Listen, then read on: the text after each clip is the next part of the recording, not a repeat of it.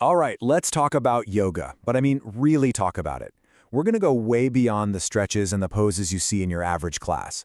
We're diving deep into its core philosophy to see how this ancient practice is actually a powerful blueprint for navigating the chaos of modern life. So let's kick things off with this one big question. What if yoga's real purpose wasn't about making your body more flexible, but about giving you a complete framework to reshape your entire life, your mind, your actions, your emotions? That's the idea we're going to unpack. You know, for most of us, when we hear the word yoga, we immediately picture someone on a mat. And look, that's definitely part of it, but it's really just the tip of the iceberg. If you go back to the source, the foundational texts describe yoga as a complete system for living, a way to master our inner world. To really get to the heart of it, we've got to look at the word itself. Yoga comes from the Sanskrit root yuj, which has a really simple, beautiful meaning: to join, to unite, or to connect. And no, this isn't about connecting your foot to your head. It's about uniting your mind with your body. And on a bigger scale, it's about connecting your individual self with a greater universal consciousness. It's all about integration. Okay, so where is all this deeper meaning coming from? Well, for that, we have to go back to the ancient blueprint. We're going to look at 3 of the most powerful definitions of yoga, straight from its most important sources. And trust me, these definitions completely reframe what this practice is all about. So this right here really shows you the true scope of yoga. First, from Patanjali's Yoga Sutras, we get this gem. Yoga is the calming of the fluctuations of the mind. It's about achieving mental stillness.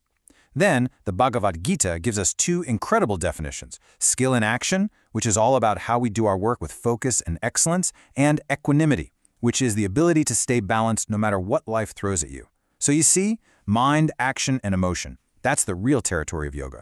And this is where it all clicks into place for us today, right? I mean, why should we care about all this ancient wisdom? Well, because in our world of constant distractions, endless stress, and overwhelming pressure, these principles aren't just philosophy, they are practical tools for survival. Yoga offers a holistic solution for our physical, mental, and yeah, even our spiritual health. So let's start with the physical, because yes, the benefits are absolutely real and profound. Practices like asanas, those are the postures we all know, and pranayama, which is all about conscious breathing, they directly improve your body's core systems. We're talking better circulation, stronger digestion, a healthier nervous system, basically building a solid, stable physical foundation for everything else. But here's where yoga becomes a superpower for modern life. It directly targets the mental battles we all face, like chronic stress, anxiety, and insomnia. Meditation, for example, helps calm all that mental chatter we were just talking about. And then there's this amazing concept called pratyahara, the withdrawal of the senses. Think of it like intentionally hitting the mute button on all the external chaos so you can actually find some inner quiet. And finally, spiritual health. Now, don't let the word spiritual throw you off. We're not talking about religion here. It's really about the personal journey from negativity to positivity. In yoga, this means overcoming what the ancient sages called internal thought crimes. You know, things like anger, jealousy, resentment, and instead cultivating a genuine state of inner peace. Okay, so if you're thinking, all right, I'm in, this sounds amazing. The next question is how? How do you actually walk this path? Well, the great thing is, like any profound discipline, yoga has a clear roadmap. The ancient texts lay out both the commitments you need to make and the common traps that can completely derail your progress. So, what does it take? The texts are super clear on this. They lay out 4 non-negotiable commitments. First, you're in it for the long haul. This is a lifelong practice, not some 2-month challenge. Second, continuity. You have to practice without interruption, making it a part of your daily rhythm. Third, you have to have faith and trust in the process. And finally, number 4, firmness. That's the determination that gets you on the mat even when you're feeling lazy or full of doubt. This is a marathon, not a sprint. Now for the don'ts. Think of this as a friendly heads up from the ancient masters on what's going to try to knock you off the path. What's fascinating is we get 2 angles here. The Hatha Yoga Pradipika warns about external stuff, like overeating, overexerting yourself, or even just too much socializing. But Patanjali's Yoga Sutras, they go inward, pointing to obstacles like apathy, doubt, and laziness. Just knowing what to look for is half the battle. Okay, so seeing those obstacles on a list is one thing, but how do we build this strength to actually overcome them in our real lives? This is where all this amazing philosophy stops being abstract and becomes a practical manual for your daily reality. let's go back to one of those core ideas from the Bhagavad Gita, because it is just so powerful. Equanimity is yoga.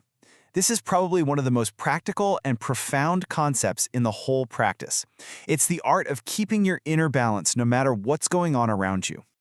So what does that actually mean, on a random Tuesday? Well, it means staying calm when that big work meeting goes completely off the rails. It means when you get praise, you don't let it go to your head. And just as important, when you get criticism, you don't let it crush you. It's about handling curveballs with a level head and finding that stable middle ground in both success and failure. That stability is yoga in action. Now let's grab that other gem from the Gita. Skill in action is yoga. This one is a total game changer for how you think about your work and all the things you have to do every single day. It suggests that the quality and the intention you bring to your actions can be a profound practice all by itself. This is how you turn pretty much anything, writing an email, cooking dinner, anything, into a form of yoga. It means being fully present with whatever you're doing. It's about acting with diligence and care, but, and this is the key part, without being obsessed with the result. When you can do that, when you perform your duties with genuine attention, you can hit that amazing state of flow, where your work just feels effortless and effective. So as we close this out, I want to leave you with a question to really chew on. We've looked at the path, we've seen what it takes, and we've gotten a heads up on the things that can trip us up. So be honest with yourself for a second. Of all those obstacles, doubt, laziness, a restless mind, distraction, which one do you feel is the biggest barrier in your own life right now? Really thinking about that might just be the first step on a much deeper journey.